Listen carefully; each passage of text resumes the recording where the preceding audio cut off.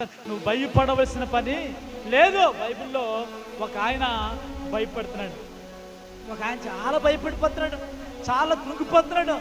నేను అంటాను, నీకే అమ్మా 10 మంది కొడుకులు, నీకు భయం ఏంటమ్మా అంటాం. 10 మంది కొడుకుల వరకు భయం ఉంటుంది. నీకేంట్రా బాబు గవర్నమెంట్ జాబ్, నీకేం భయము అంటాను. నేనంటా ఆడుకున్న భయం ఆడుకుంటుంది.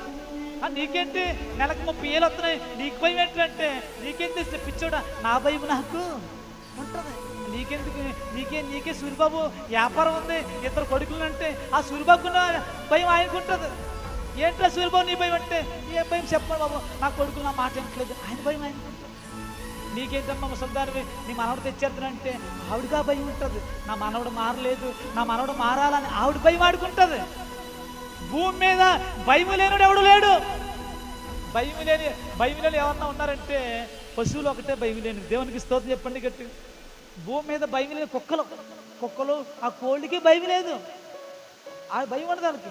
ఎప్పుడు పోతే అప్పుడే పోతే. మనిషికి మనము చాలా భయం. తెల్లారులు అయితే భయము, ఆ పక్కింటాడు ఏమనంటాడు భయము.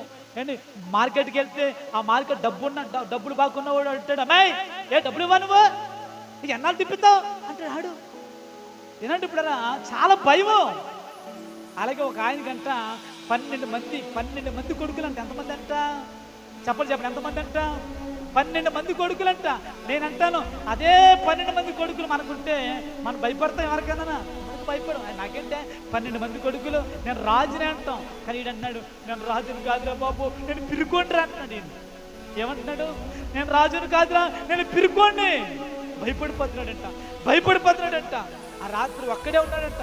12 మంది సంతానాన్ని నేను పక్కనెట్టేసాడంట, భార్యలు పక్కనెట్టేసాడంట, పనులను పక్కనెట్టేసి భయపడిపోతున్నాడంట. ఎందుకు భయపడుతున్నాడంటే నా ప్రియ దేవుని బిడ్డలా, ఇంతమంది సంతానం ఉన్నా, ఇంత ఆస్తి ఉన్నా, పశువులున్నా, గొర్రెలున్నా, సంపాదనని చాలా విస్తారం కూడా సరే ఈ వ్యక్తి భయపడుతున్నాడంట. బైబిల్ సెలవుస్తుంది ఇతను చాలా భయపడుతున్నాడంట. ఏం చేయాలో అర్థం కాలేదు. ఆ రాత్రి నా ప్రియ దేవుని బిడ్డలా ఒక్కడు మోకాలేసి ఆకాశం వైపు చేతులెత్తి భయమును తొలగించే యేసయ్యకు ప్రార్థన చేయడం మొదలెట్టాడంట. కొడి చప్పట్లు గట్టిగా హల్లెలూయా.